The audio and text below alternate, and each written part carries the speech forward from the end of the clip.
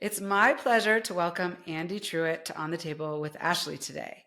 Andy is a full-time chorus singer with the San Francisco Opera, where he has captivated audiences since joining in 2005. Born into a family where music was ever present, Andy's journey into the world of music began early at age 9 when he joined his first chorus, after which he quickly moved into performing in musical theater and playing alto, saxophone, flute, piano, and guitar. Andy is also a long-standing member of the San Francisco Opera Guild, which is an education-focused initiative that includes both performing for and with children throughout the Bay Area, which we'll hear more about in our discussion. Andy's most performed role is Count Almaviva in Rossini's The Barber of Seville. He performed 2 tours of the show with the San Diego Opera Ensemble. If combined with the 2 tours of this show, he performed with the Opera Guild, the grand total of performances exceeds 300. Andy has performed the show in Italian, English, and Spanish. Andy has also been singing at a church in Marin County for 22 years. He is a devoted husband and father, and it's a pleasure to welcome him to On the Table. Thanks, Thank you so Ashley. much. Oh, my pleasure to be here. This is an honor. Thank you. So I always like to start just hearing a little bit about where you grew up and what kind of kid you were. Okay. Um, let's see. So I grew up here in Marin County and in Santa Fe, and uh, my childhood for me was pretty challenging. I had in the home that I grew up in, my parents split up when I was 5, and between the 2 homes that I grew up in, there was alcoholism, there was drug addiction, and there was mental illness as well. And I'd say uh, the kind of the biggest product of that was neglect. Like I just spent a lot of time by myself as a kid, and didn't have a lot of parental guidance for quite a while. And there was times, even if someone was there, they weren't necessarily present or available. Um, and everyone was going through the challenges they were going through, and everyone's gotten healthy since then. And so, but that was definitely, there were some very challenging years in there. And so very early on, I just really just received music deeply in my heart, and just really music was just kind of a balm for me during really challenging times, all the time. And I just very quickly was seeking it out and into it at a very early age. Um, as we've mentioned, I had a couple different family members that were singers, really talented singers. 2 aunts in particular, from both sides. One my mom's sister, one my dad's sister.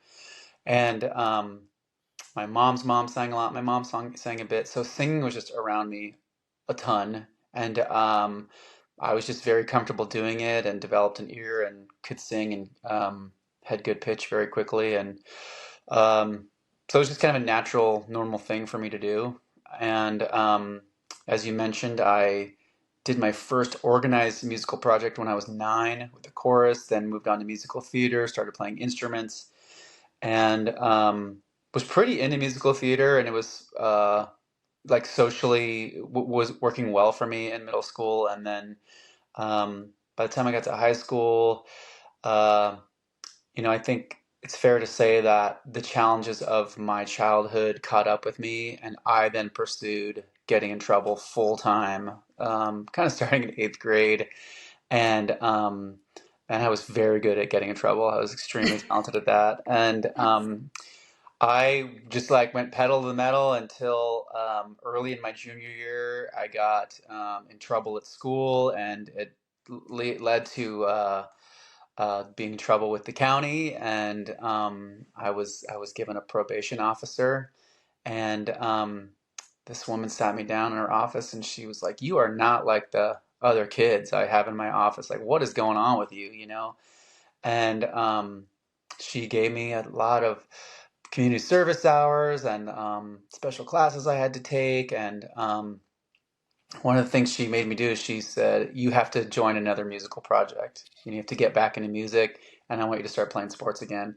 So, mandated by the county of Marin, I was on in search of a musical project, and a friend of mine dared me to sing on the talent show with her our senior year of high school. Took her dare, and it went very well. And I all of a sudden was getting lots of positive attention, something that I hadn't had in a while. And I thought, oh, I like this positive attention much more than the negative attention. So I chose to pursue that. And went into junior college, and it was a very challenging year, my first year, and singing was the only thing that made me feel better. And it was just, uh, it was like just like a balm for me during a very challenging year. And I just decided, I think this is what I want to do, and just decided to put all my eggs in that basket. And it was, looking back, it's a fairly reckless decision I made, but I didn't have great decision making skills. And but I just went for it and got into 4-year college, and um, basically never look back. And there's many, many details in there, but basically that's kind of how I ended up doing what I do for a living.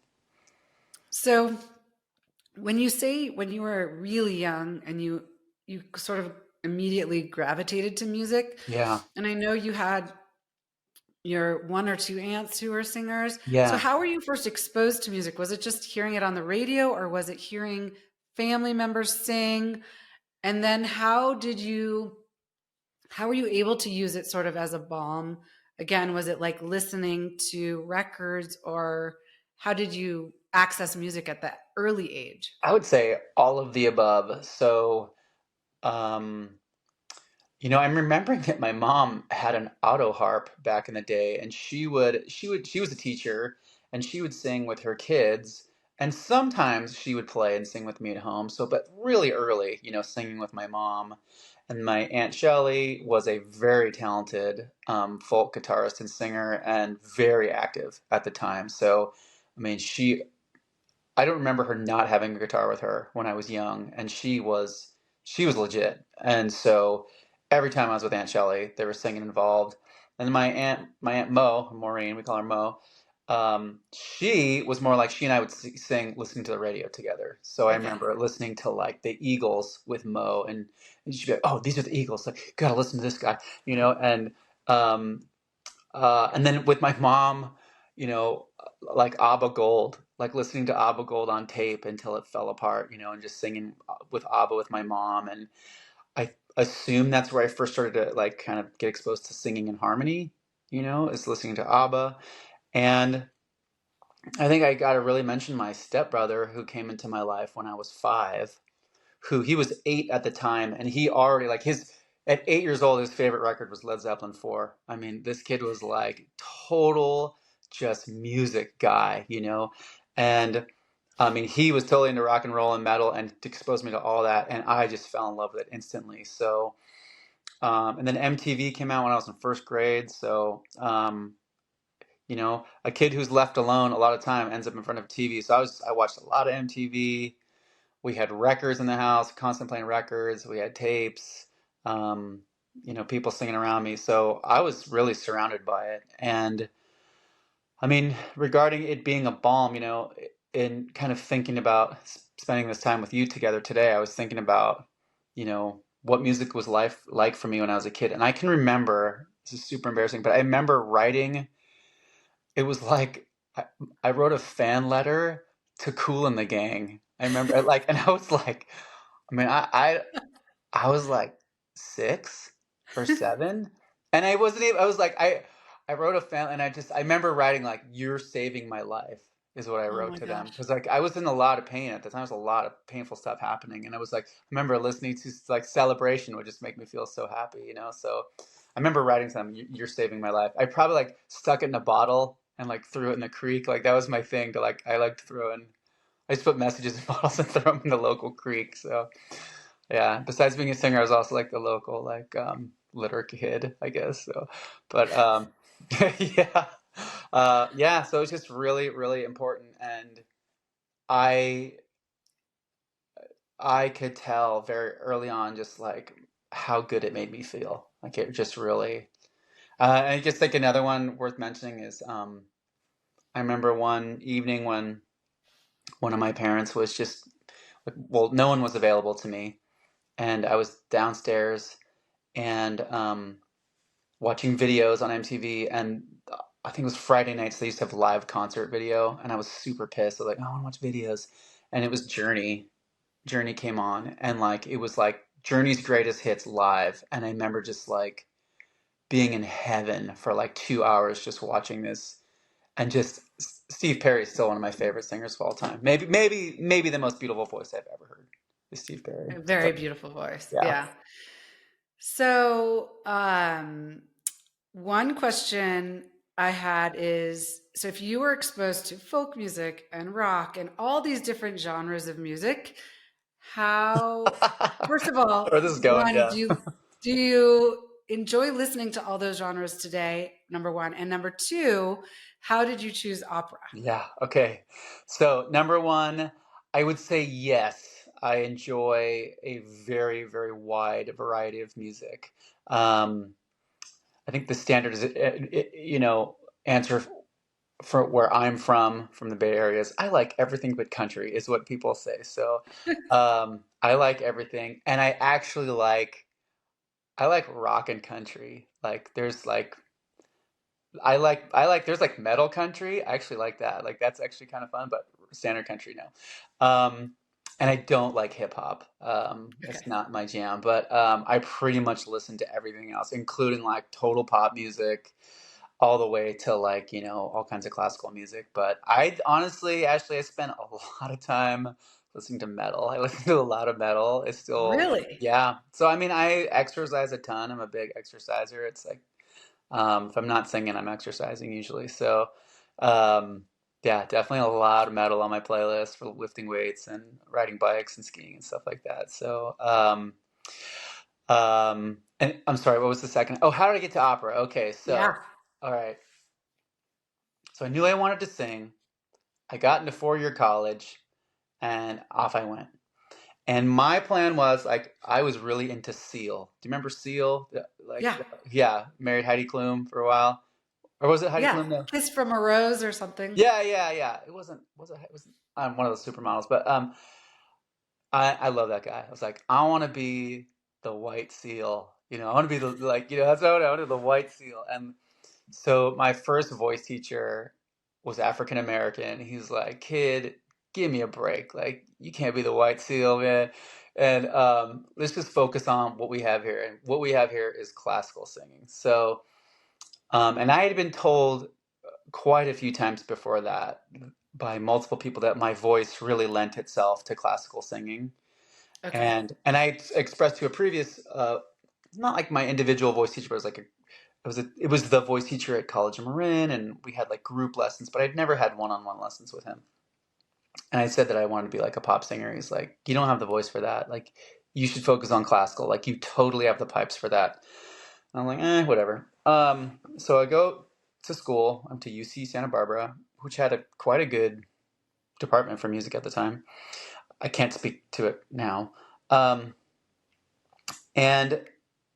they just taught classical there, and I was like, okay, well, I'm here, and people say, oh, hey, why don't you get like a classical foundation, and then you can branch out from there, once you're done. And I was like, oh yeah, that's a good idea. And just for any listeners that might be interested, that is totally not how it works at all. So if you want to be a pop singer, don't don't learn classical. Like that's my advice to you. All right. I think the only person that ever successfully did that was Pat Benatar. She was a classical singer that went pop, and obviously she's great. But one out of how many millions? So, Right. um, so, but I was like, okay, I'm here. Let's do this degree, and I start studying it, and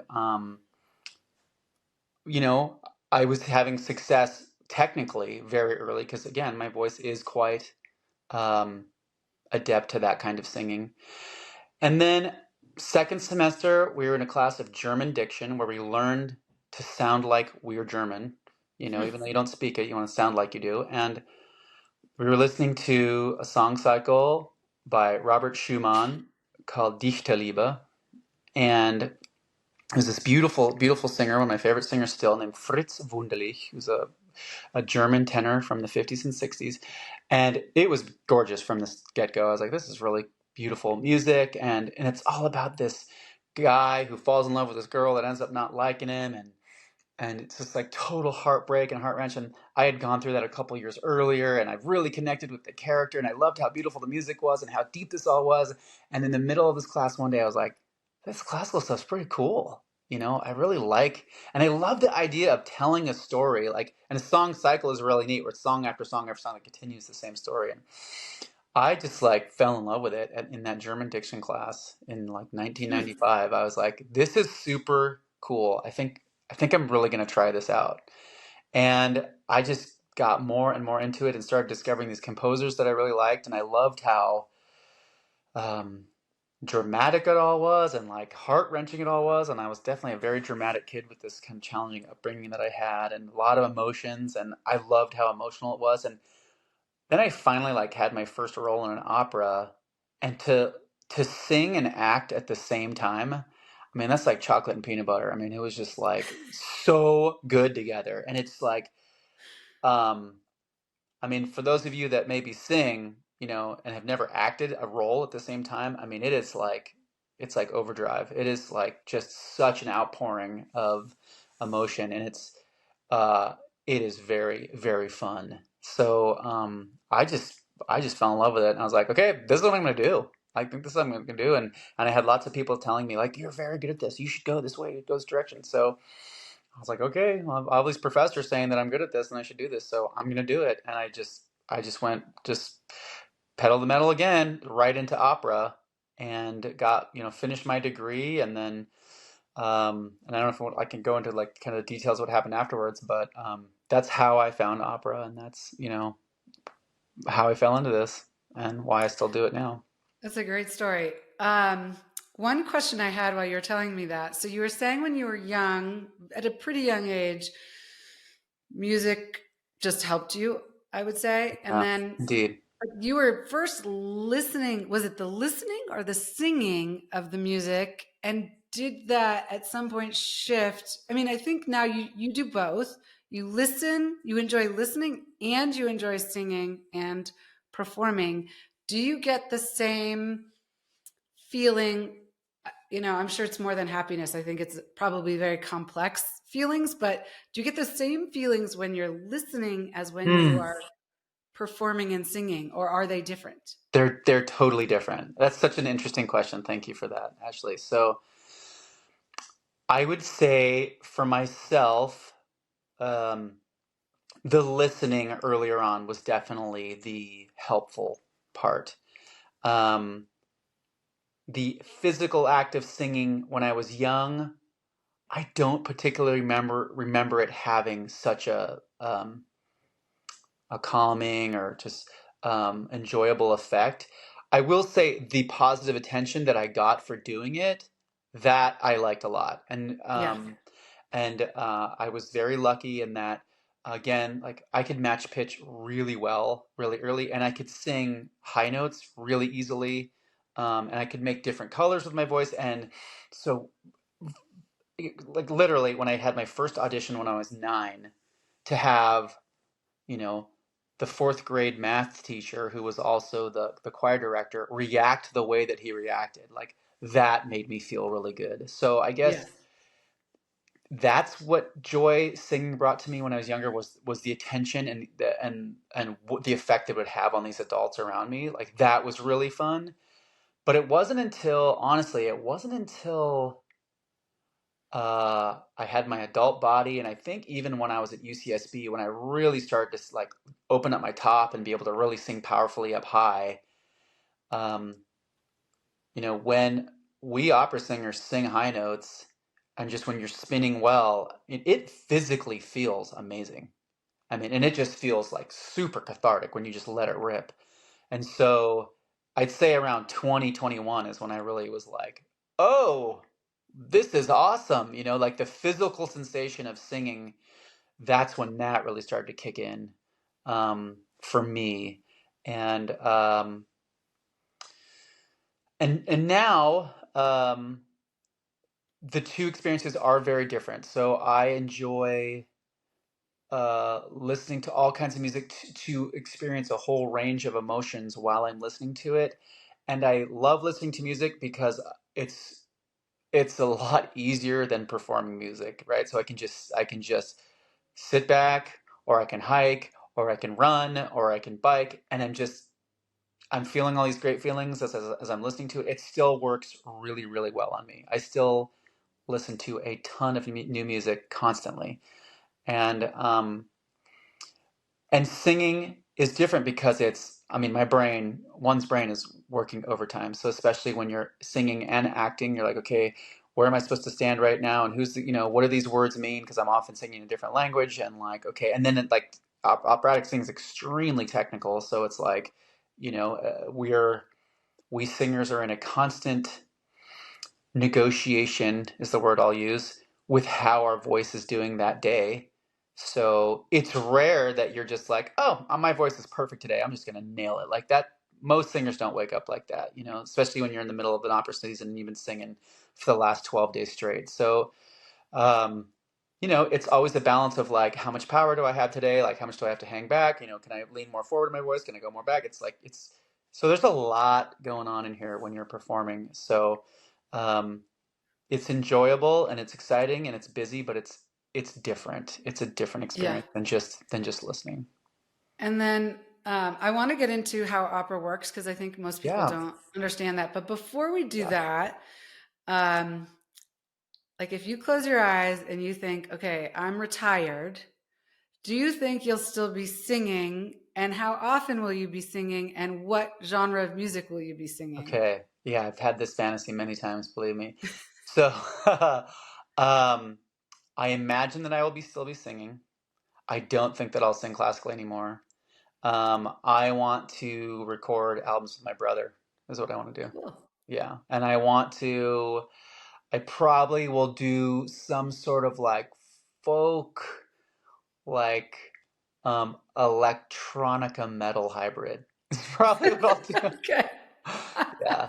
Yeah. And just tell stories about my life and his life is what I'd like to do. Yeah. Okay, And we'll so singing sing will in always harmony a lot with my be. brother. And your brother is a singer too? Yeah, Or my brother's a metal singer. So okay. yeah, he is extremely talented. It's just like one of the most amazing natural musicians I've ever met. He's one of these guys that can just pick up an instrument and frustrate anyone who's sitting within a 10-yard radius of him because he's so good at it within the first 20 minutes. You're just like, oh my God, Yeah. I hate you. So, yeah, and his story is just as turbulent and just as exciting too. So he's a very fun guy. Okay. Well, it's interesting because I am not a talented singer, but we grew up singing in the car. So my mom we would always sing in the car. And I remember it just feeling good to sing. Um, and I remember enjoying music, but not at such a young age as you. But I definitely remember singing in the car all the time. And then my dad also wrote music and played the guitar, and That's we would great. sing with him as well. So to me, music was also like a very um, happy thing to do, like a like fulfilling thing to do. And I have two boys, and when we were looking at schools for our first son, we looked at a school in San Francisco that's an all boys school, Cathedral, you might know it, and they have all the boys sing chorus there.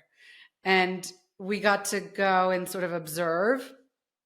And it was just so beautiful to listen. But secondly, they talked about how good it is for I don't know if it's for your brain or for your mood to sing like first thing in the morning. So I don't know in your training if you're supposed to sing first thing in the morning, or maybe it changes along the seasons or what you're doing.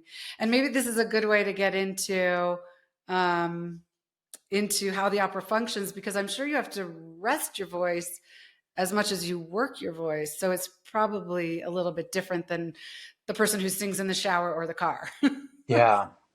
Um, so I guess I'll just start by saying the adult voice and a child's voice, they're very different instruments. Okay. And the technique is different. And generally speaking, it doesn't translate very well. Like when you have a very talented child singer, it's rare that translates into an operatic career. That's extremely Interesting. rare. I mean, then we have Michael Jackson's, and Stevie Wonder, where it did translate into their like incredibly huge careers. But classically speaking, like operatic technique is pretty aggressive on the voice, so you cannot have a child sing that way because they will just Okay. the instrument doesn't even function that way. It just doesn't work. Um, so I will say, with that in mind, the idea of singing first thing in the morning, that is probably most opera singers' last thing that they want to do, right? Okay. And most working opera singers wake up at the crack of 10 in the morning. Yeah, because the whole career's at night. All rehearsals in the afternoon, perform at night, you sing late, and then you've been on stage with the lights blasting in your face all night long, and you don't fall asleep till late. So a lot of singers, myself not included, sleep in really late, Okay. and then they do not hum a note before noon or 1, you know. Okay. So no, no one wants to sing in the morning, basically, in my career.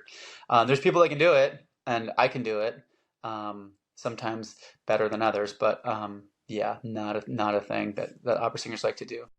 So you have explained to me how the opera functions in terms of employment for singers, which I think is very interesting, and how that's different in the United States versus, for example, Europe, and how regular travel is required at least in the United States for lead roles.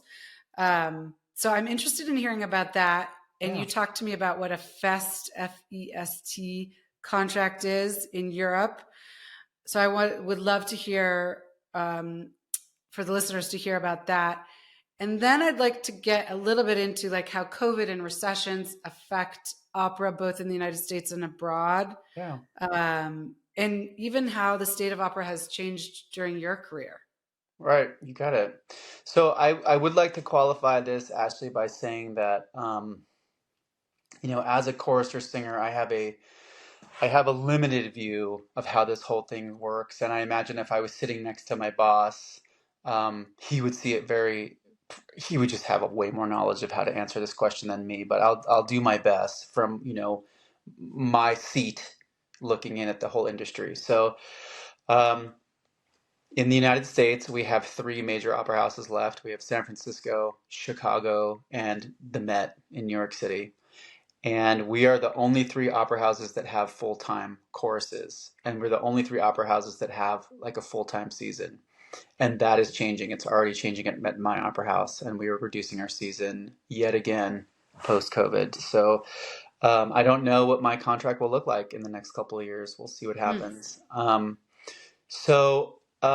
Basically, the way that these big opera companies work is we have a full-time chorus, and all three of them have what's called a young artist program. So we have these younger, very talented singers who are going to be the lead stars of tomorrow that are there on like I don't even know how much they make. Let's just guess. Let's say $60,000 a year. I'm just throwing out a number. I'm not even sure. Let's say they make about $60,000 a year, and they get to work with all the coaches, and they're training nonstop, and they are there to sing the smaller roles that are on the stage. We are the big chorus that come in, and everyone's going to get lynched. The big chorus comes out, I'm going to kill you, and then everyone gets married. Oh yay, they're going to get married, and there's 48 of us full time right now, I believe.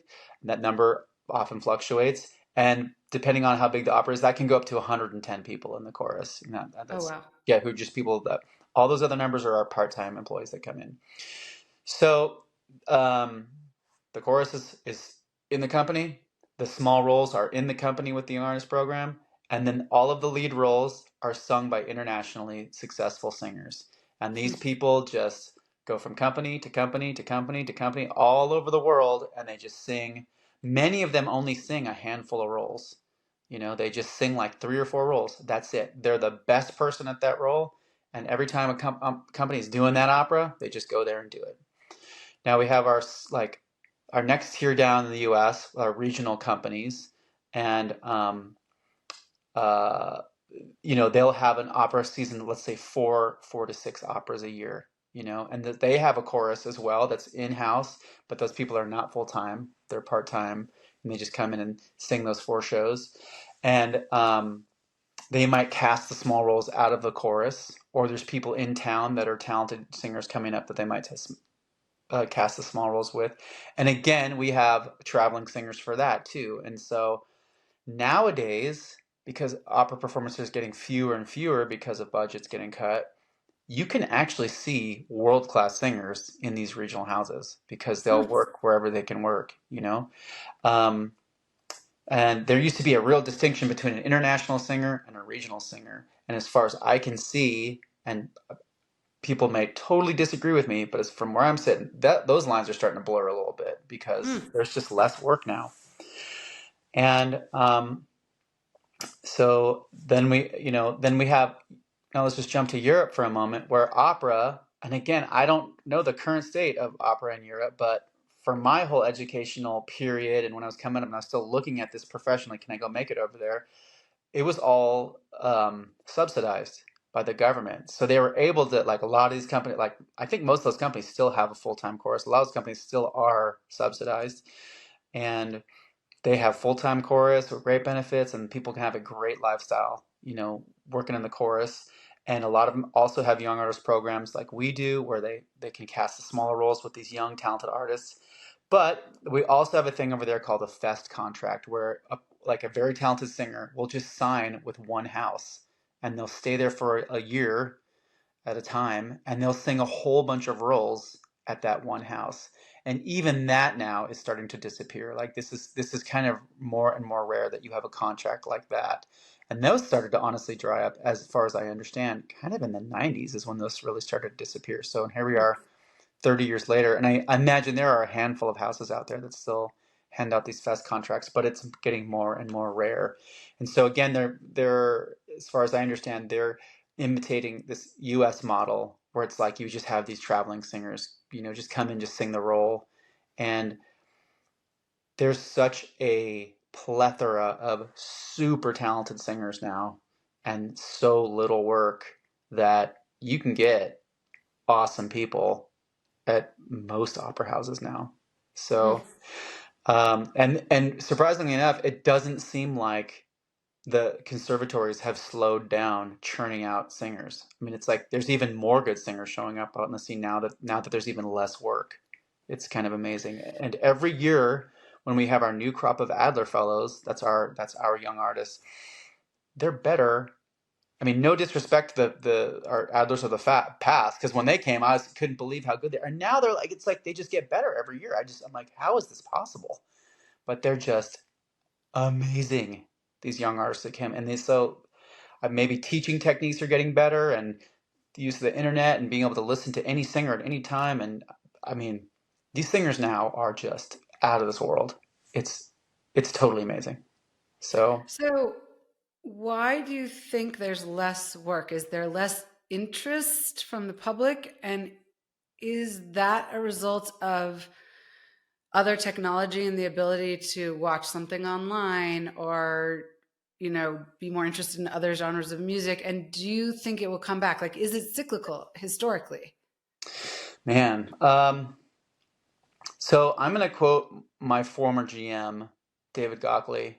His last thing that he said to us at his goodbye party, when he said, everyone here needs to get involved to get people in the seats because we're competing with this. And he held up his phone. He Hmm. held up his, this is our competition, everybody. And he's right.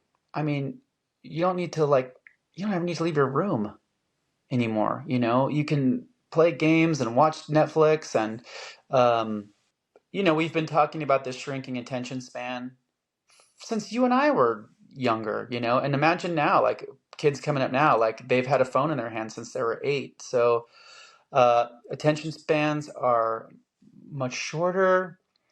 Um, that's one. And then COVID happened, and it's like then no one could come out. And I think, I mean, I'll just speak for myself, Ashley. Like, I like being at home more now. I think we all just got really used to that, just being at home all the time. And um, I think we all kind of forgot what it was like to go out and be with people. And we're still feeling the effects of that. We've Yes. had we've had two full-time seasons since COVID. We've had two full seasons, and we're having trouble filling the seats. And they're going to reduce the season. This next season's reduced, and the following season's reduced even more. So um, we're definitely feeling the effects of it. And um, I can't speak for Chicago or the Met, but I imagine they're dealing with the same thing.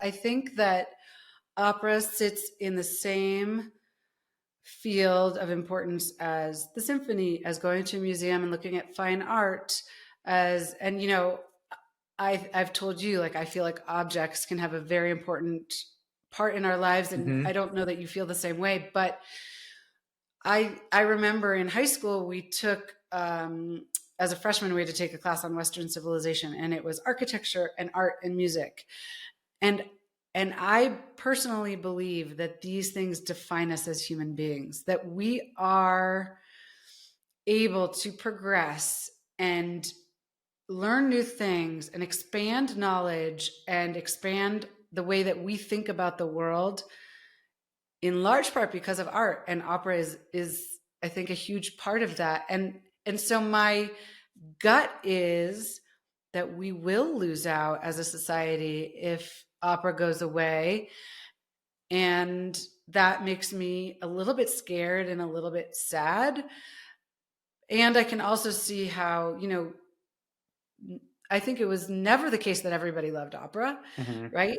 And as there's competition from smartphones and all of these other things, that is sort of getting whittled away. But I do think it would be a terrible thing to lose it. Ashley, I've really struggled with this for a long Yeah. time, honestly. I have, um, I mean, I've always felt, I've always felt in the background that the opera is financially threatened. And I mean, that's just something that the management uses in negotiations, in Right. any big negotiation, in whatever business you're in. Yeah. But it's always been like, this is tenuous, like it's all lots of donors are involved here. And if, we lose too many donors, like this thing's going away. And so I've always kind of been like on the lookout for, okay, what's my next chapter? Yeah. And I think having one foot out the door like that the whole time, um, I have, I have seen so many other areas of life that interest me and I feel are just really important. And um, I heard this quote. My son and I, one of our favorite things to do is we watch sports documentaries together. And we were watching a documentary about college football. And one of the lower coach, like it was just a position coach, just he said, look, no one's going to make it here if they're good. You can only make it here if you're obsessed. That's the only way you're going to make it here. And that's how opera is. Like, it's so competitive and it's so hard to do it that the only way that you're going to really make it is you have to be obsessed with it. And um, I'm not anymore. I'm not. And I love it. And I love what it's done for me and my life and my family. And I love my colleagues and I love the composers and the music. And um, many of the productions I've done, not all, but and it's just it's given me an incredible life, and I'm really grateful for that. But I am not obsessed with it, and haven't been for quite a while. And I am more interested now in finding how I can be best of service to my community and people around me. And I don't feel like I'm scratching that itch when I'm the 47th guy on the left screaming my guts out with 47 other Mm. people screaming their guts out too. And I don't get to see the audience. I can barely see the front row because of the lights. There's no interaction with them. I'll just segue here to my work with the Opera Guild, which is Yeah. extremely fulfilling, where I work with kids one on one on stage in the classroom, and I can see their faces, and I can see their reactions, and I can see, um, how it affects them, and that is kind of where I am focusing my energy now. That's where my sensors are going to how I can show up in those ways in my life. And if things are to dip significantly for our contract and for the world of opera as a whole, that's where I'm going to be focusing. That's where my Can you next talk a chapter will little be. bit more about the San Francisco Guild and Yeah. how it got started, and then also how much time you spend doing that versus being in the chorus? And then you also sing at a church, so how you kind of Yeah. divide all of that up. And just to layer one more thing on, do you think you get so much out of the guild because if you had had that as a child, like how helpful it would have been for you? Yeah. Yeah. Okay, so the San Francisco Opera Guild is was started as a fundraising entity for the San Francisco Opera, and it was, as far as I understand it, it was kind of a social club um, for like donors basically, and their goal was to raise money for the opera, raise awareness about opera, and they at some point decided to say, hey, let's have an education budget. Let's have some programs and go into schools, and we'll start teaching kids about opera, and we'll bolster our audiences over generations and years and years and years by doing that. And so I started with the San Francisco Opera Guild in 2002. I've been with them since 2002, and I started with a program called Opera a la carte. And it's a very fun program, which still kind of exists under a new name now. But basically, it's four performers, three singers, and a pianist, a tiny minimal set. We go into a school. There's kids in the show with us. We'll have 10 kids in the show, and now it's up to 18 kids in the show. And they've been given a script in advance. They've been prepped by their music teacher or a parent, whoever is willing to help. And we show up an hour and 10 minutes, hour and a half before the show starts. We throw them in minimalist costumes. They all have their lines already memorized. We stage them in an hour. We give them an idea of how this whole thing's going to work. And then the rest of the whole school shows up in the auditorium, and we perform an opera with 10 kids. And it's a 45-minute performance with a pianist and three professional singers and 10 kids. And so they get to experience being on stage, having a costume on, working at it for just 1 hour, but working at the pace at what professionals work at. And it is, in my opinion, the most successful community engagement program that I've ever been in. And the reason is because the audience wants to know what their friends are going to do next. The audience is interested to see their own friends, their own peers up on the stage. And it's when directing these kids in that hour and 10 minutes before and interacting with them and getting them to get bigger and bigger and bigger and come out of their shells, that is really exciting. And then being on stage with them and seeing their, they're super scared, and then, watching them, once you open your mouth that first time, like the tension breaks, and then they start to have fun. They're like, oh, this is pretty fun being up here, and that can start, some of the kids can start to even ham up and have a good time. And it's amazing to see that transformation. And my other program I do is I work with kindergarten through third. It's just me in one classroom at a time, 1 hour, and it's called Sing a Story. I tell them the story of an opera. I explain this is also an opera. I explain what opera is, and then we retell the whole thing with minimalist costumes, with just their classmates as the audience, and they come up one at a time, and I hand feed them lines, and same thing. Like, these kids will totally ham it up and have a great time, and I make these kids laugh nonstop, and I just make these amazing connections with them very quickly. And that is far and away the most rewarding thing I do. And I love, love, love that program. Um, they struggle with funding too. They struggle with funding too. And my bookings are thinner this year. It's just kind of how it is right now. So um, we'll see how that goes. And Marin County just had a huge budget cut for their schools, so my Marin County shows might get reduced even more next year. So who knows what's going to happen? But yeah, that's my guild story. Does that happen at public and private schools? Yes, we do. We do public and private schools. It's a really cool program for both of those two programs I do with the guild. Both are subsidized for lower income schools. So I Okay. will do the same performances that I do in Hunters Point that I will do at the peak of the hill in the Presidio, you know, and I've worked at both places, you know. And have So you, I mean, I know you're only with these kids for a very short time, but have you heard of any stories in the years like following that any of the kids have gotten more involved or sort of stayed with music? I wish I could tell you like, you know, the Cinderella story of like, I heard you when I was 5 and now I'm singing at the Met. And it hasn't happened yet. So, I mean, the closest one I can think of is we were cutting down our Christmas tree one year and I saw this kid pointing at me across the way. And he and his dad walked over to me and I'm like, what's going on here? And he goes, this is the funny guy from the opera. And his dad shook my hand and he's like, my son is like crazy about you. This is and like, so we like hung out with this my son and my family hung out with this kid and his dad while we cut down Christmas trees and like because I had sung in his classroom like maybe a month before or something like that and he thought it was so exciting and That's a good story. I've had kid like we have kids on the stage at the opera.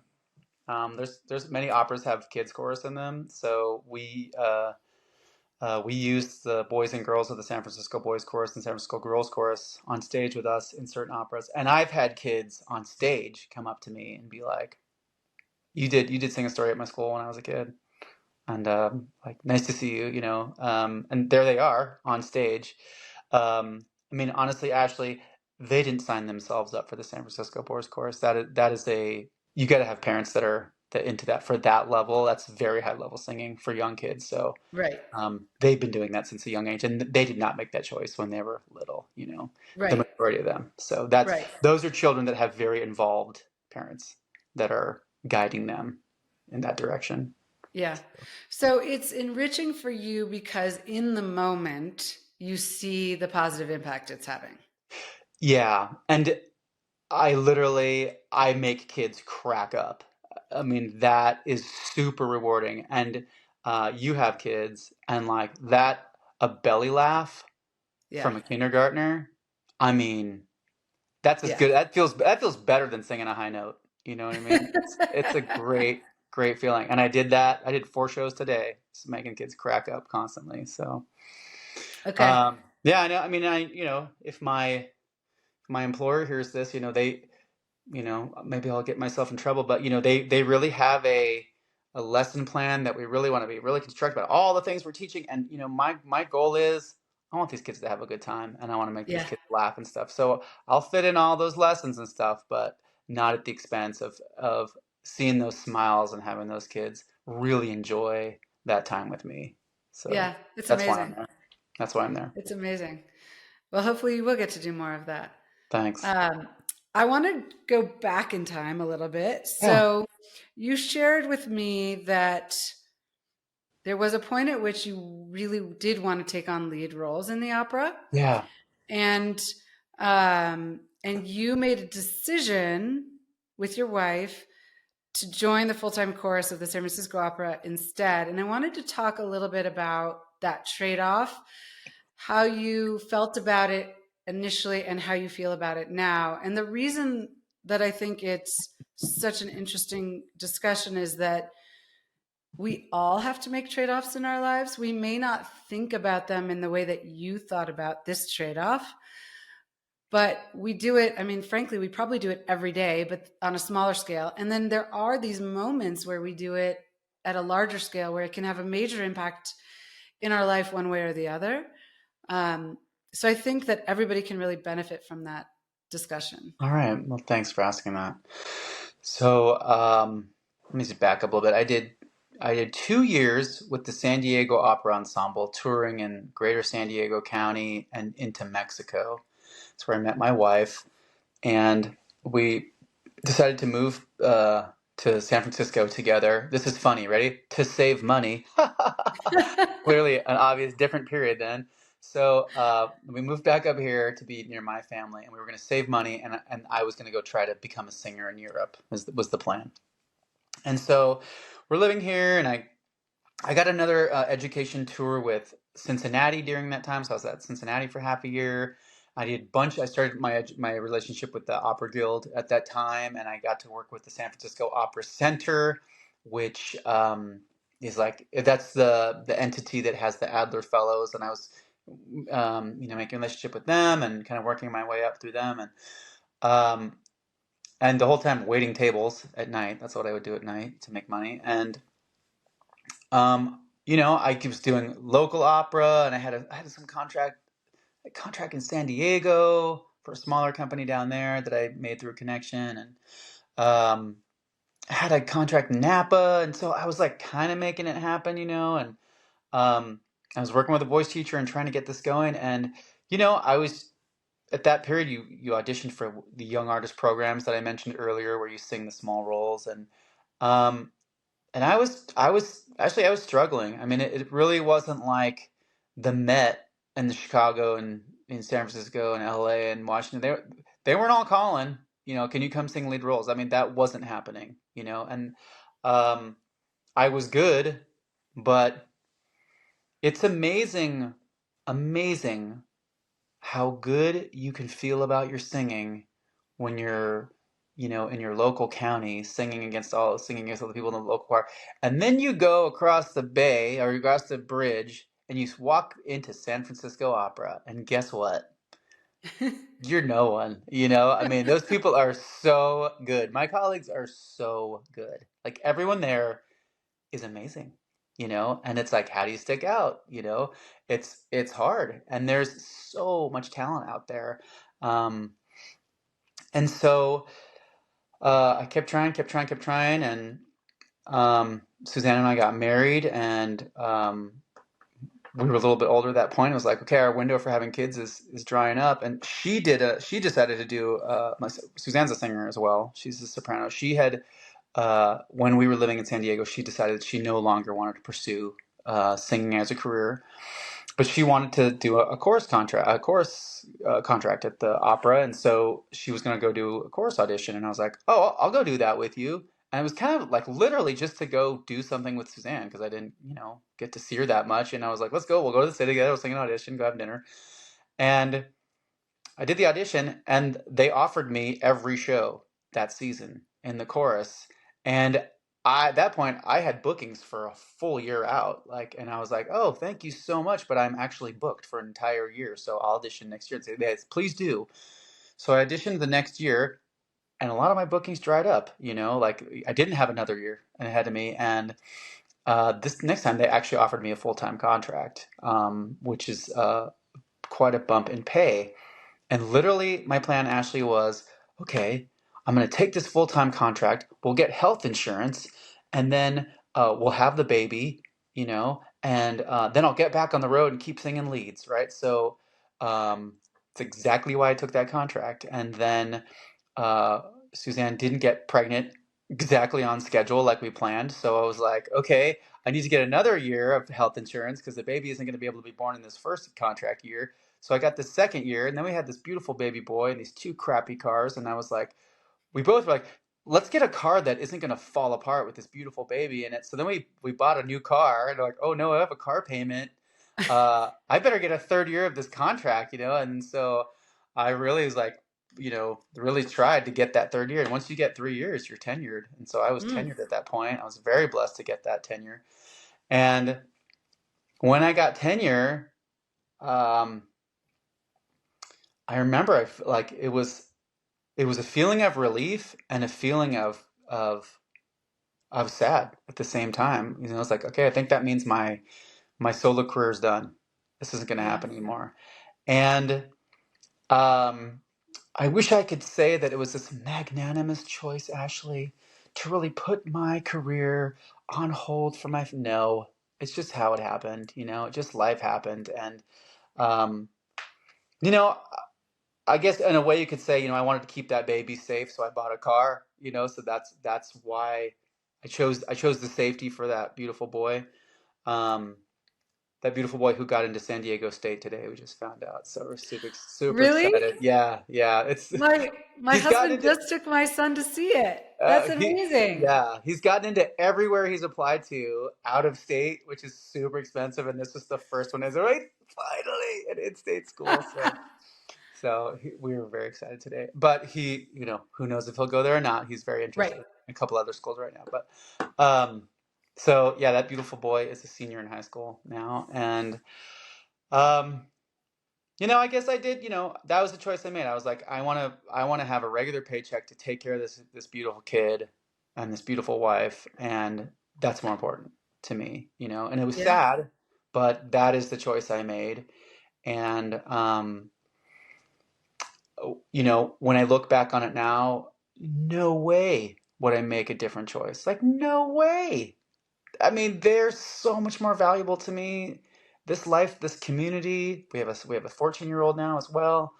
Um, my regular gig at the opera, my colleagues who I adore, both singers and I have so many great connections with people there. Just I love them.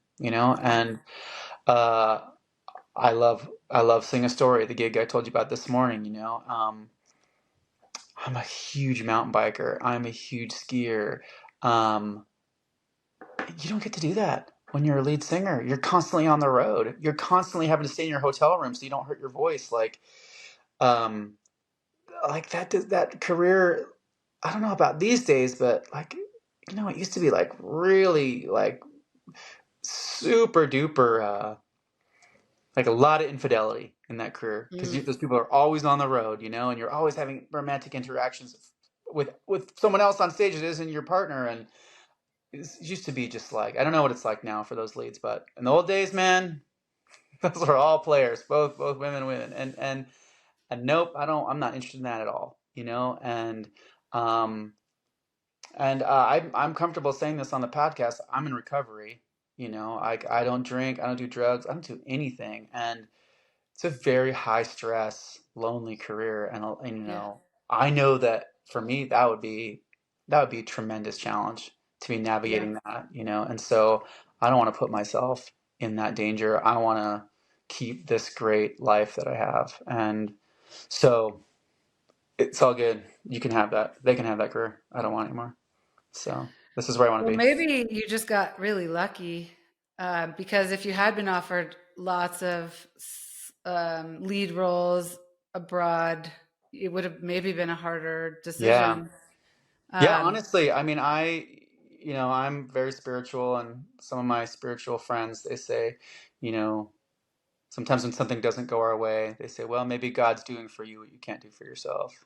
So I think in that instance, like God definitely did for me what I couldn't do for myself, which was to step away from trying to be that lead singer and going into that life that probably would not have been very conducive for my personality.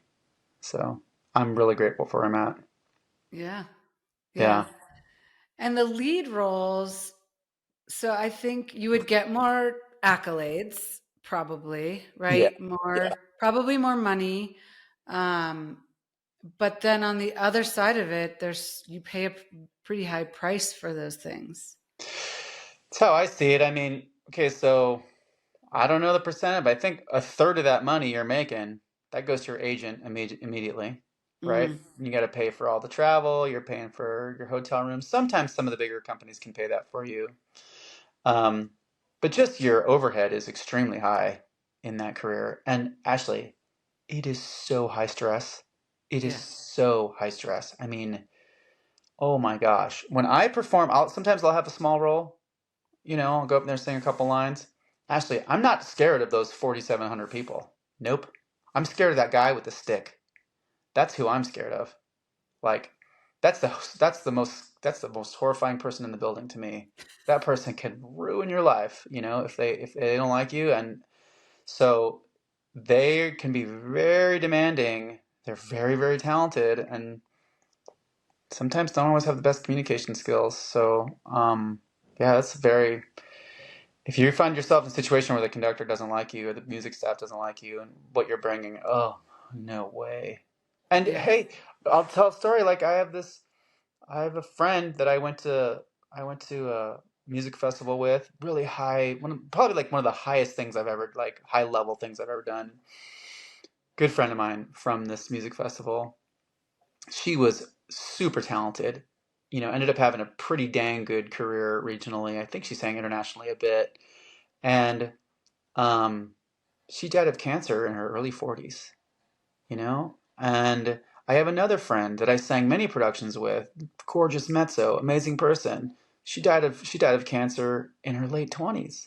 And I mean, I have another friend, amazing accompanist, so talented, amazing. She didn't burn the candle at both ends. She threw the candle in the fire. I mean, she was so big. She died. She died of cancer last year.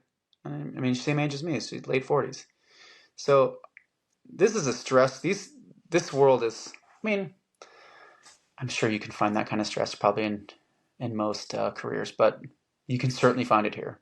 And so Yeah. not for me. That's Yeah. that. I'm not interested in that. I'm not Yeah. interested in that. So yeah. So I'm grateful for where I'm at. It's always good to be grateful for where you're at. And a Um, lot of us are not grateful enough, I think, for these things. So, um, okay, you've performed at prestigious venues around the world. Can you tell us about one performance that stands out as particularly memorable or mm, impactful for you? oh man, I have to be careful. I might start crying here. Whew.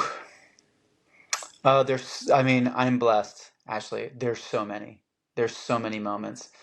Um, I'm just going to talk about one of my favorite moments on stage at San Francisco Opera. And there's many of those. All right. This is hard to choose from, but there was one night we were doing Lucia di Lammermoor. I'm just in the chorus, and I didn't have a big role or anything.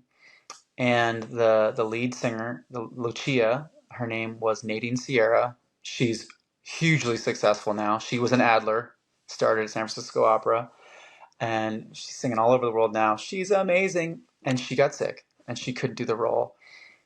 At the same time, we were doing a run of Magic Flute, and the woman who was singing Queen of the Night in Magic Flute had also sung the role of Lucia many, many times. And she happened to have sung in this same production with this tenor in this, like, recently, like within a year or so.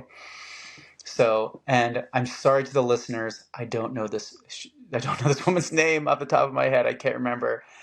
Um, but she came in last minute and sang the role of Lucia to against Piotr Bakshala, who was the tenor. Who is, if there's an opera listener, they'll be like, "Oh my gosh, like he's incredible." So the whole performance, like, is she gonna remember the role? Is she gonna remember the staging? Who knows? She goes out there and she just knocks the socks off the place, right? So then she gets to the famous Lucia Mad scene, which is like one of the hardest things in all of opera, and it's basically a duet between the soprano and, in this version it was with a flute. So, and sometimes it's a duet between the soprano and I'm embarrassed. I don't know the name of the instrument. It's literally like when you rub the glass. It's like a Okay. glass harmonica. It's written for a glass harmonica, right? Okay. But it's usually done with a flute because it's just a lot cheaper to have your orchestral flute player do it. So the player, the chair, her name's Julie in the orchestra, friend of mine. All of this woman's ornamentations completely different from Nadine's. So that afternoon, Julie literally went on YouTube and wrote out the flute part and puts it on her stand and gets to the scene and pulls out her other piece of paper that she notated from YouTube, and and Julie's basically sight reading. This woman hasn't sung this role for months, and they both just knocked it out of the park. And the whole time, like, I mean, just like my hair is just sticking straight up, and I'm just fully crying, and everyone around me like fully crying because everyone's so adrenalized by the fact that we are just on a wire's edge of falling off, the cliff here, if this thing's gonna fall apart. And it just, I mean, she didn't hit a home run. She hit like, I mean, she knocked it out of the galaxy. I mean, it was just the most amazing moment I've ever. And I'm doing this woman such disservice by not remembering her name, but she's a beautiful Polish singer, and she's blonde, and she's amazing. So maybe we can put it in the We cliff could notes put it in the later. show notes. I'll find Yeah. it. But that's my favorite moment on that stage. Is when And that. when was that? Oh my gosh, Ashley, I've been there so many seasons, they all just blend together. Honestly, let's just guess 8 years ago. Okay. Yeah, yeah, Okay. 7, 8 years ago, something like that. That Yeah, sounds like a pretty good moment. it was incredible. It was totally incredible. Yeah. So, And and it's I'd say, kind of nice that singing it on wasn't stage a with moment that Domingo. you were performing. It was a moment somebody else was performing. Yeah, yeah. I mean, for me, like uh, singing on stage with Domingo, that was totally amazing. Um, and he knows who he is, and over the course of the run, he made sure at some point to put his hand on everyone's shoulder and sing right to them. And Mm. every night, everyone got their own turn, and he just really knew what he meant to all these people. I think especially tenors growing up listening to him. And so he really made an effort to make, over the course of that like 8 shows that we did together, to just like have that moment with each person on stage. It was really, really beautiful. Um, and then, one of my voice teachers is the extremely successful and famous Marilyn Horne, who's a Rossini mezzo. And when I was at Music Academy of the West, I got to sing on a concert with her side by side on stage. That was a huge honor to get to sing with Miss Horne on stage. Like, that was one of the most amazing moments in my early singing career. And she was so lovely to me and always treated me with so much respect. I can sing Rossini really well, the composer. As you mentioned, I sing Alma Viva a lot, and that's her main composer. So I think she always kind of had a soft spot for me, and um, she still is present. And whenever I have an anxiety dream, it's always that I'm supposed to go on in 10 minutes. I don't have the music, and Miss Horn's going to be here. It's like no. So she still shows up in my dreams. Like So do they record? Is the opera recorded? Like, do you have recordings of yourself? I mean, again, there's hundreds of recordings of me as the 47th guy on the left. Yeah. So you're not going to hear me per se. The, the handful of operas that I've had a little line in here or there, yeah, there's recordings of all that stuff, and all of it's archived, and yeah, it's all really super high level HD production level stuff. It's gorgeous with the product that they make out of it. Yeah. Have you ever thought about going into a recording studio to just record a part or just a bit for your family, for posterity? Yeah, I think about it. Honestly, Ashley, it's a ton of work. I mean, Yeah. it's a ton of work to work up a set to do that, and we're such perfectionists. Like, I've just done this for so long and polished and polished and polished and polished. It's like I'd never be happy with it. And with 2 boys still living at home, and you know all these gigs I do, and frankly, just like biking and skiing are way more important to me right now. So like that's where I want to spend my time when I'm not at work singing. I don't want to come home and start singing. You know what I Yeah. mean? So I get it. And you do so have recordings. I will just say that my father did go into a recording studio and recorded all the songs that he wrote before he passed. And mm, with instruments, I mean, it's really a high level that's of awesome. recording. I mean, he was not a professional, but I can just say now having it is really, really amazing. Because Yeah, I have his voice and yeah. but you could record your metal. You're going to record your metal country. That's right. Folk electronica mix. Yeah. Yeah. So it's okay. Your family will have that. So that's good. Um, is there anything that I haven't asked you about opera, about your career that I should have or that you would like to add? um, I'll just say one thing, like, um, again, like, let's see, I might get emotional here, but whew, I really admire my boss, the big boss at the Opera House, and he got us through COVID, and um, the Met fired everybody. They just said, "Bye, you're done," and maybe you'll have a job if we ever come out of this. And um, Matthew didn't do that. You know, he kept us all employed, and we did not. We had a couple rehearsals on Zoom for maybe like 2 weeks when they were hoping maybe it was just going to be a 2-3 week thing, and then it was clear we're not having a season. And in our contract, there is a line that he can fire us, and he didn't. So I was paid 50% of my contract that year, and as were all of my colleagues. And he didn't have to do that, but he did that for us. Like, he's known my name. He knew my name before I knew his name. I love his taste in music. Like, we have the same taste in classical music. He likes some early stuff that I don't like, but we both like this post romantic, like big romantic weird stuff. Like, we both like that a lot. And he lives in Marin, and we've talked about hiking together. We haven't done it yet, but um see, I don't know why I get emotional with this. Um, I heard he's a shark in negotiations. I've never sat at the negotiation, so I heard he's pretty difficult to deal with then, but he's doing his job. That's what he's supposed to do. That's what he's supposed to do. So, I'm lucky to have a boss I like and admire. So, That's pretty that's pretty special. I saw actually the video when I first got your name and before we talked, I was kind of looking you up and I saw the video that you and your colleagues made. It's kind of like a thank you to the opera for keeping everybody, employed during COVID, and that was mhm. pretty cool to Yeah, watch.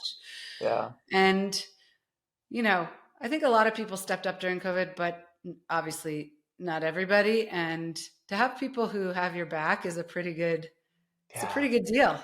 yeah. It's pretty amazing, especially in this business, I think.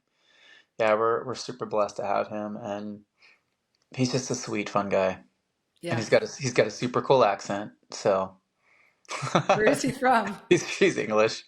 Oh, He's I love English. that accent. Yeah, Yeah. but it's a real, like, it's like a high level, like, classy Yeah.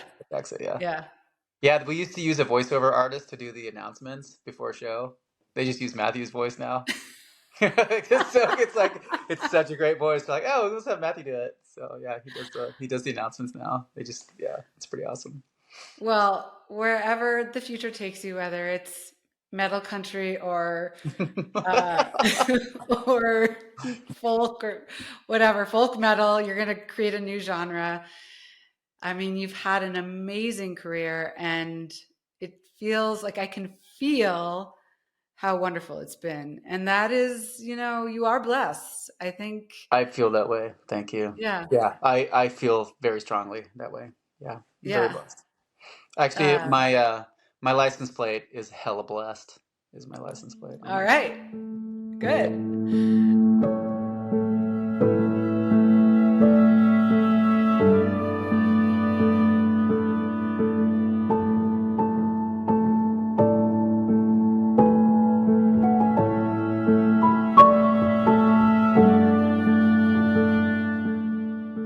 Well, I do have, so I'm going to talk for a few minutes just about the products that I sent you. Yes, yes. And then I have a few more questions for you that I ask all of my guests. So I started the On the Table podcast to coincide with and amplify the mission of my brand, Amatand, which is an elevated everyday tabletop brand with a goal of increasing connectedness among people. Each week, we send our guests a few products from our current collection. Andy, you received our leather catch-all, which is great for holding keys and phones, or our appetizer napkins, or organizing things within a desk. I've used it actually for all of those things.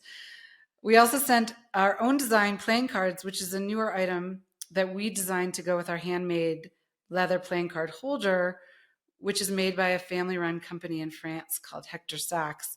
And I actually had the pleasure of visiting Mm. that place in Paris, which was amazing. Oh, I bet that was amazing. It was amazing. Many playing card sets have the same graphic images. I don't know if you've ever noticed that, of men and women. Our set actually doesn't include gender in the depictions, and it's a little bit different. So I don't know if you've noticed that, but you'll notice it now. You also received our lemon curd and strawberry rhubarb jam, which both come from a small husband and wife owned business in the Hudson Valley that uses fruit from surrounding farms, many of which are women owned or multi generational Mm, family farms, which is really cool. that's cool. And to go with these items, we sent two of our small wooden spoons, which are also our own design and they're perfect for jam or hummus, olives, or yogurt. I talked about this in another recording, but during COVID, I was reading a lot, cooking a lot, and reading a lot about recipes. And I started to use a wooden spoon for soup, which I don't know if you've ever done, but I would highly recommend. And it's done in Asia a lot. So the spoons that I have are longer and they have like a bigger bowl. And because it doesn't get hot Okay. when you eat the soup. So it's not something that we're that used to in the United States. And my goal is actually to make a soup spoon, a wooden soup spoon that's more sort of like an American style. But we started with these smaller spoons, which are great for, hummus and jam and other things. Yeah. And they are kind of special. And then last, you received 2 sets of our cocktail or appetizer napkins, which I also have talked about before and was actually the starting point of my company because I Hmm. wanted to create napkins that had a positive saying on them, but were hopefully not cheesy. So that was my goal. And, not the wine o'clock or, the kind of the typical Yeah. things that you Yeah. see. So I know you haven't had a lot of time with these items. So in the future, I'll collect any feedback you have, mostly because we do mostly our own design of our products. So we take the feedback to iterate on them and make them, even better. So that's the Mhm. goal. It's nice to hear you say that you put the keys in the catch-all because that's what I want to do, but it's so pretty. I was scared to put keys in it because I don't want to ruin it. It's so gorgeous. I'm like, can I put my keys in here? So I haven't Oh, yet because it's just too pretty. So now, right now, absolutely. we Absolutely have the put your cocktail keys. napkin. All right. Yeah. There's cocktail napkins in it right now. We have listening is the language of love in them right now, and um, the majority of the entertaining we do is to a bunch of 14-year-olds when they're all over after a mountain bike ride. So I'm sure that they've walked by and they're taking it in at their own pace. That listening is the language of love, and so you are positively affecting 14-year-old mountain bikers every day. To tell them that Amazing. Well, maybe listening is the not language of love. consciously, but maybe subconsciously. Yes, definitely subconsciously. Yeah, yeah, yeah. So Well, at the end of every episode, I like to ask my guests the same 5 yeah. questions to round out our discussion. So the first one is, as we explore in my brand, Amatand, objects can hold a lot of meaning for us and can tie us to the past, enable us to enjoy the present moment more, or even take us into the future. Can you share an object from your life, whether you still have it or not, that holds a lot of meaning for you and tell us why? Okay. This is easy for me. So, and it's a big object, but it was a bike. It was a bike that I got in third grade. And this is at the height, like the absolute height of my family's, in the worst part of my childhood, is I got this incredible gift of this bike. And I saw it in the window at a bike shop, fell in love with it, and it really was that morning where you walk into the room and see it in the tree, and it was just like, oh my God, it's here. And um, in true fashion of being like delivered by the alcoholic at the time, it's like fallen over on the tree, so it's kind of on its side. It was like this great present, but I knew what it was, right? I was like, oh my God. So I saw, and I mean, it's one of those like where the floor falls out from underneath you. Usually it's a bad thing. This was a good one. And Mm, that bike that bike was like my freedom from that household. I was able to get all over San Rafael on that thing and I went all over the place, and I was really like, I was already a pretty talented biker at that point, but man, I could pull huge airs on that bike and wheelie that bike. And man, I got lots of attention. I mean, that thing was I loved that bike so much. I loved that bike so much. It was beautiful. And, um, years later, it wasn't getting much attention, and a friend asked if he could borrow it, and I said sure. And many months later, I was like, "Hey, I want my bike back. Hey, where's my bike?" He's like, "Oh yeah, didn't I tell you it got stolen?" And I was like, "Man, I was heartbroken." And you know, just your average terrible communication skills that a 14-year-old 15-year-old boy has. He handled it terribly, which I probably would have done the same thing. But that was kind of like insult to injury when it wasn't even respectful. It wouldn't. He just avoided telling me. So yeah. that was painful to lose that bike, and it just it represented a period of time. It represented, I guess, an oasis in such a painful time for me that that's an item that brought me so much joy in my life. And I still actually will just feel like looking at pictures of that bike. And so I don't have, maybe have some pictures of mine somewhere. I don't, but I'll go online and look the bike up, and I'll be like, oh, there's one, and I'll like, it'll be for sale. And they're like, actually, they're like 15 grand if you want one. Stop. Yeah, it's a BMX bike. It's like, I mean, it was nice at the time, but I mean, people collect everything now. So it was Yeah, yeah, like, yeah. yeah, I mean, you could get one. I could get one, but I'm like, I'm not going to spend that kind of money to get a BMX bike. Well, So and I know that for you, experiences are, I think, more important than yeah, objects. yeah. And I was saying to you, and I really feel like this, like objects can be a vessel for memories. And this bike, even though you don't have it, you still have all of these memories Oh in yeah. it. And No, that's amazing. I really adored that bike. I mean, I've even thought about like, I'm a mountain biker now. I don't BMX. I'm too big, obviously, but I've even thought about like recreating that bike as a mountain bike. Yeah. But the opportunity hasn't come yet. And maybe that'll come someday, but no, it's still important to me. That is an item that was a very important item to me. So, and Yeah. I think the fact that it was like taken from me like that, I'm sure that kind of um, solidified its status, in Yeah. my memory. Kind of like Yeah. Kurt Cobain was taken from us so quickly, and then or Jimi Hendrix, like you know it's solidified your rock and roll goddom at that point. So Yeah. that's kind of what happened with the Absolutely. bike too. I mean, it's maybe a silly comparison, but similar. Well, I don't know. Okay, can you share a favorite tradition with us? It could be something from when you were a child, although probably not. Something you do with your children today. Could be around food or an outing or a place you go. Oh man, thank you for that question. I mean, um, we have a lot. I would say, oh man, uh, right now we're doing this. We've been doing this for quite a while, and I'm sure people have heard of this, but it's rose thorn bud, as we call Hmm. it. And so we'll sit down at dinner when it's all four of us, which can be kind of rare for me because I work at night, so I don't get to have dinner with them very often. And so we'll sit down and we'll say, okay, rose thorn bud. And so rose is a good thing that happened to you that day. A thorn is a challenge that you had, and a bud is something you're looking forward to. And so it's just kind of a way to get us to start talking about our day and communicating with each other. So whenever we play Rose Thorn Bud, it means all four of us are together.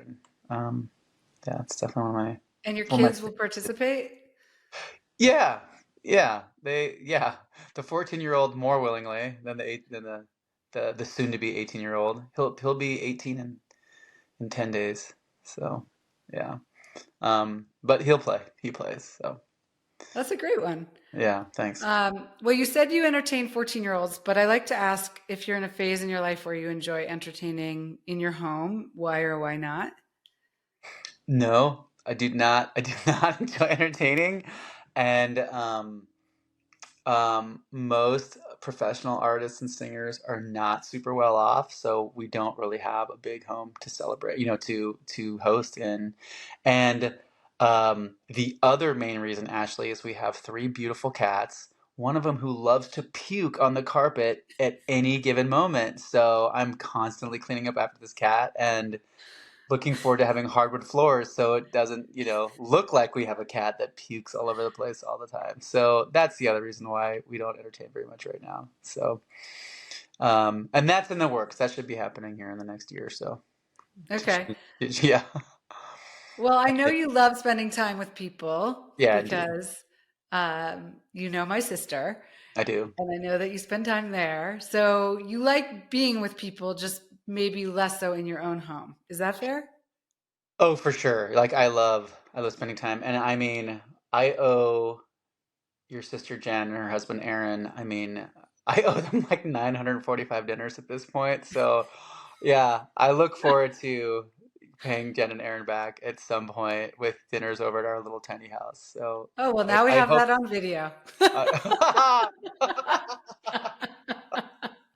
no, sincerely, I mean, I love them so much. I just adore both of them. I So love them too. yeah, I really hope to get to pay back their incredible generosity that they have shared with us for so many years now. So Well, they very love having people over, and yeah, I would encourage you to just do it. It doesn't have to be fancy. Your house doesn't have to be perfect. In fact, one of Jennifer's tips was let go of the dust bunnies, right? Nobody cares. Nobody cares. People really just want to spend time together. yeah, amen. And if anybody does care, they're not the right people to be having over. Yeah, actually thanks for that reminder. I live with that phrase all the time, of what is it, you know, those who care don't matter and those who matter don't care, you know? So, That's right. yeah. Yeah. Yeah, thanks for that reminder. Um, Yeah, you're right. okay. Well, okay. Do you have one or two top resources? It could be books or websites or courses or an opera, like your favorite opera that people should listen to recommend to our listeners. I think many people who are listening probably have never listened to an opera. So maybe Okay. your favorite opera. Yeah, let's go with that. Okay.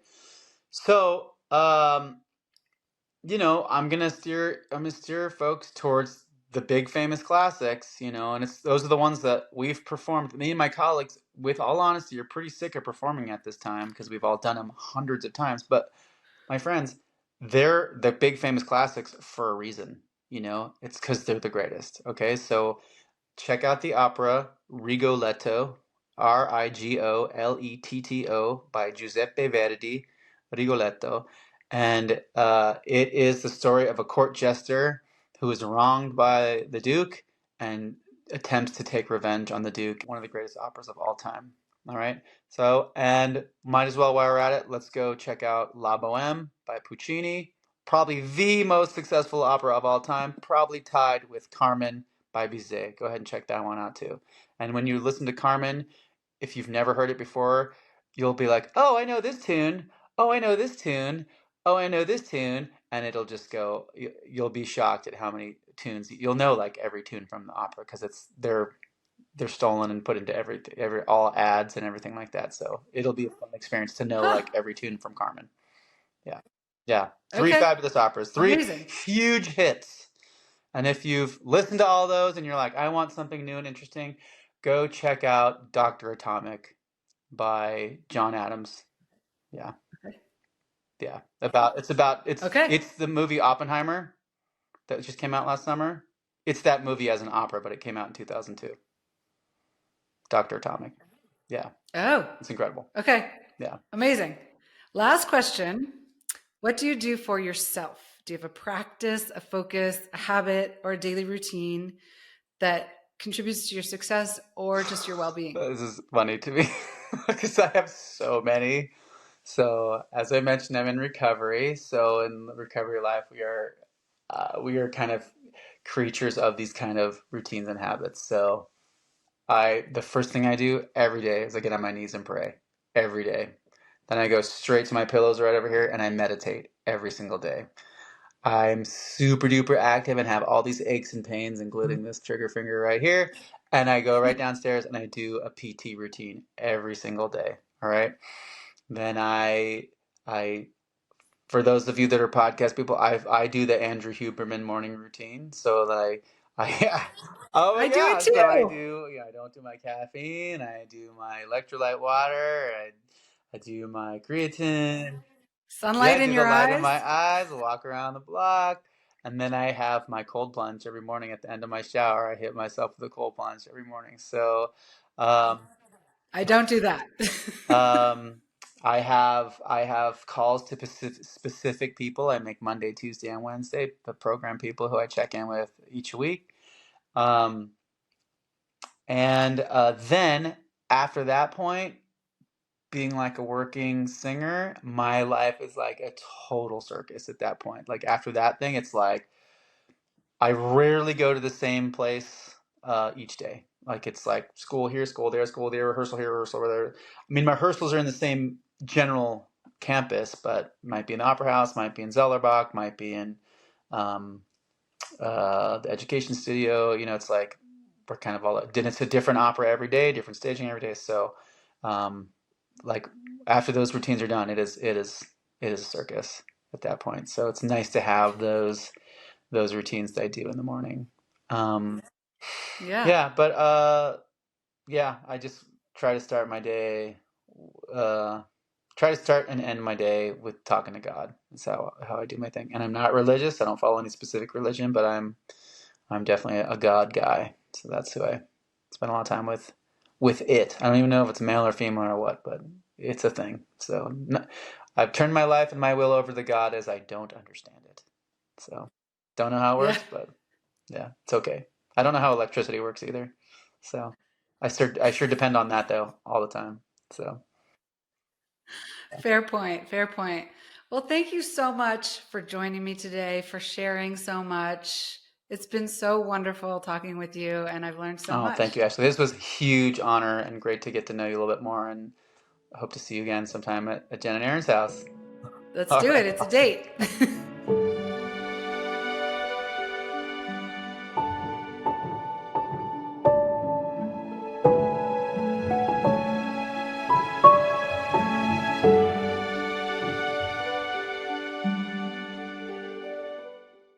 Thanks for joining On the Table with Ashley, where we'll meet individuals with thought provoking perspectives from their varied life experiences and professions. On the Table will cover any topic you or I can put on the table with the goal of increasing curiosity, respect, and understanding while decreasing judgment, even when the issues discussed have sharp and contrasting viewpoints. On the Table also bridges to my company, Attend, which has started with the goal of helping people connect more meaningfully through straightforward, skillfully made, bespoke home goods. Check us out at amattendre.com. That's AMEATENDRE.com, or on Instagram at attend. And if you have ideas for future podcast episodes, shoot us an email at reachoutanytime@attend.com. Thanks for listening.